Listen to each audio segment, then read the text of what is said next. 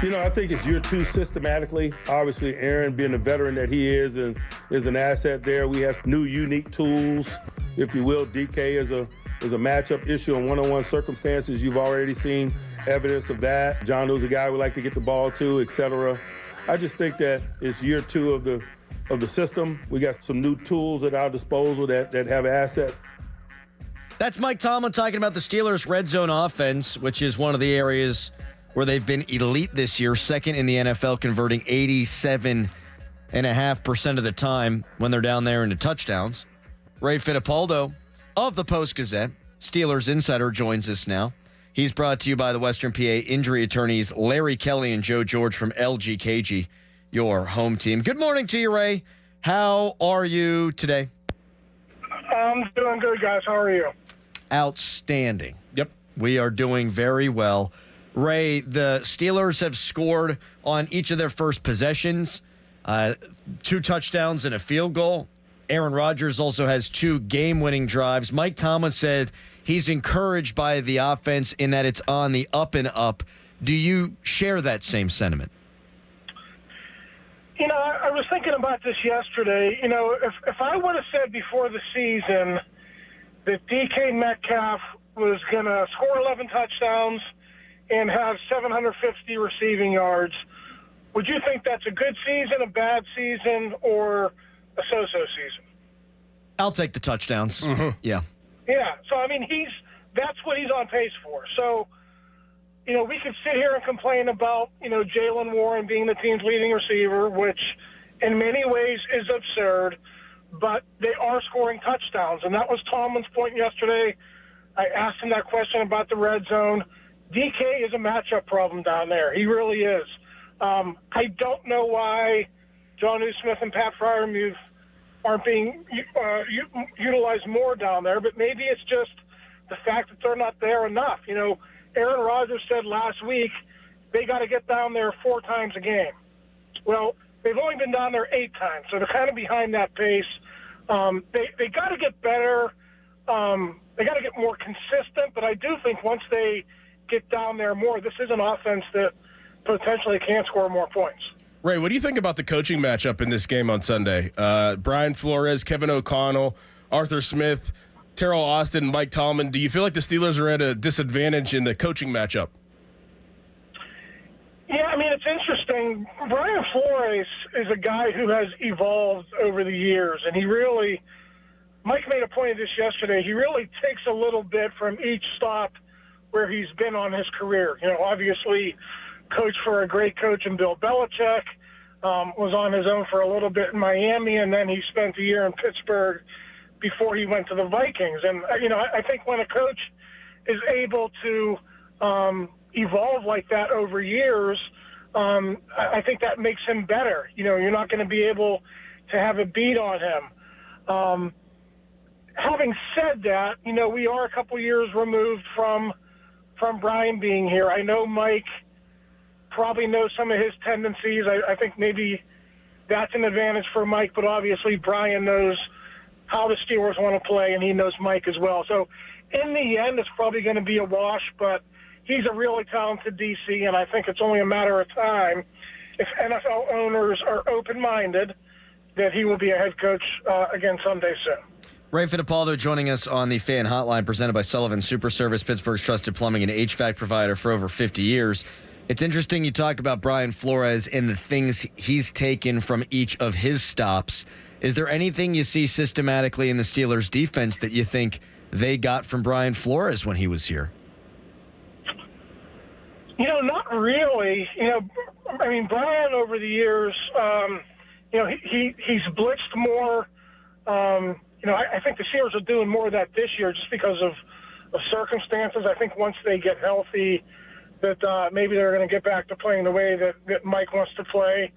Rush for and cover in the back end. I think that's his formula when they're healthy. When Joey Porter and Deshaun Elliott come back, and then you can move Jalen Ramsey around the way you envision. So I don't really sense a lot of that. I don't want to say Brian was in the background here, but it wasn't like he was the DC. He was the linebackers coach who, had a different type of role. But I just don't know if he was here long enough to leave that type of an imprint on Tomlin or the Steelers.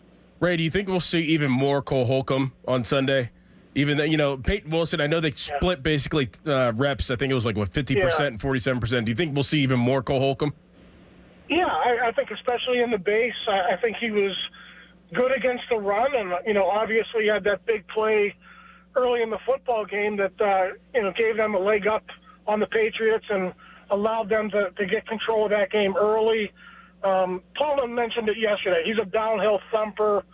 He's good in the run game, and unfortunately for Peyton Wilson, and they really tried, guys. I mean, they tried to make him a 3-down player, but it just doesn't seem like he's built to be a force in the running game. And you hate to pigeonhole a guy in year 2, but it seems like at this point, maybe until he can get bigger or a little bit more seasoned, that he's probably just going to be a cover linebacker in sub packages, and that's okay. In today's NFL, he's going to play half the game like he did on Sunday. But, yeah, for right now, I think Holcomb is the guy. We'll see what happens when Malik Harrison comes back. Malik was brought in here to be a run defender too, so I'm not sure how that's going to shake out. But I thought for his first start in, 19 months or whatever it is, 20 months, I thought he did very well. Ray Fittipaldo joining us here on the Fan Morning Show. Ray, do you think Mike Tomlin is calling this defense a little bit more conservatively in terms of the back-end coverage because of all the injuries and new guys? That's what he said. Do you think that's been the case? Yeah, and they're still having problems lining up, which is amazing.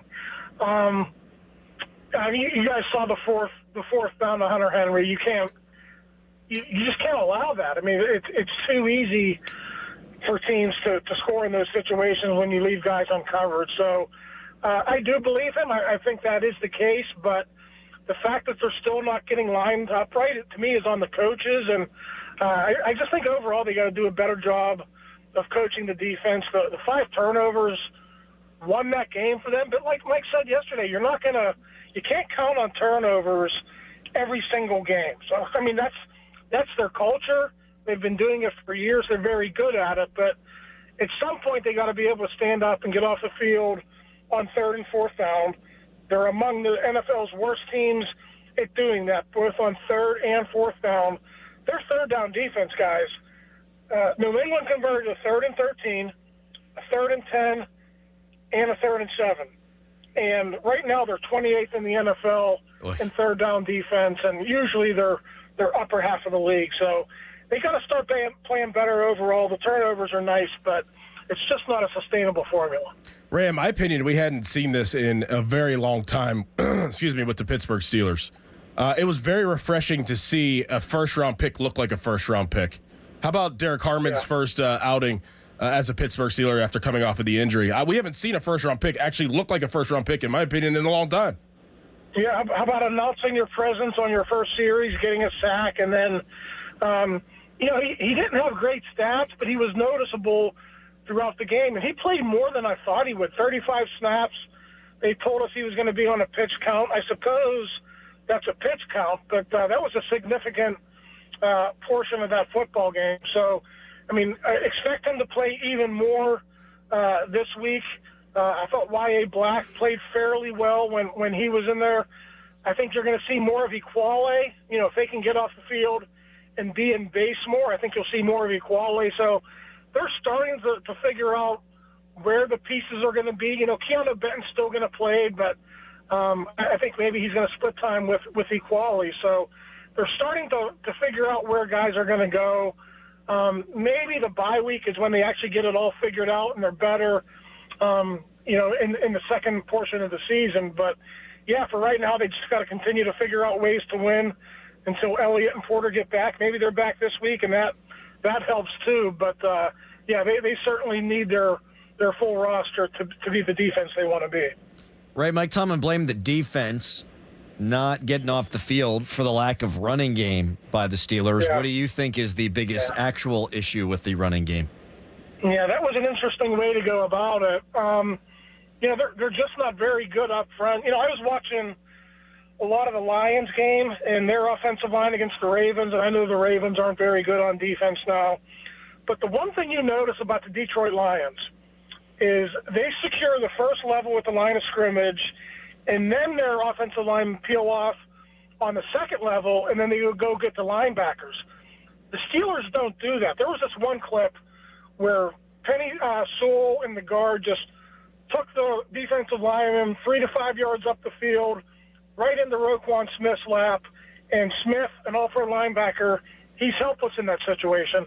And the Steelers just don't do that well enough. There's a lot of leakage there up front, guys penetrating through, obviously not getting to the linebacker. So there's a ton of issues there. I suppose if you want to look on the bright side, Rodgers wasn't sacked against the Patriots. That's good and all, but just overall the offensive line play hasn't been good enough through the first 3 games. Ray, does Roman Wilson exist? He exists because I think he has 1 catch in 3 games, but it just seems like they're going to ride with Metcalf and Austin, and everything. Skoranek scored the first week, but he's probably not going to be a big part of it. Roman Wilson's probably not going to be a big part of it. I mean, they're going to be focused on the 2 starting wideouts, John Smith and Pat Freiermuth, and until there's an injury, I just don't see how Roman Wilson is a big factor in this offense. Yeah, he had a nice camp and everything, but the preseason is the preseason, and for whatever reason, whether it's playing time or chemistry with Rodgers, he just doesn't seem to be a big part of things at this point. Ray, I know you're not going to Ireland. Jason Mackey's over there standing in the town square filming videos. He also ate chicken wings in Ireland. Do you think that's a good move? I mean, that was kind of odd to me. You can get chicken wings here. Maybe go a little fish and chips. Yeah, I mean, you're the Ireland expert. What should he be getting over there? Like hash and Guinness, right? I mean, really, it's Guinness first, and then whatever else makes its way into you, I think you'll take as a distant second, Ray. Yeah, I saw he did have a Guinness, so I guess I'll give him points for that. There you go. Ray Fittipaldo of the Pittsburgh Post-Gazette staying stateside for this game. Ray, appreciate your time, as always, and we will talk to you next Wednesday. Thanks, guys. Talk to you next week. See you. Thanks, Ray. Ray Fittipaldo, great man of the Pittsburgh Post-Gazette.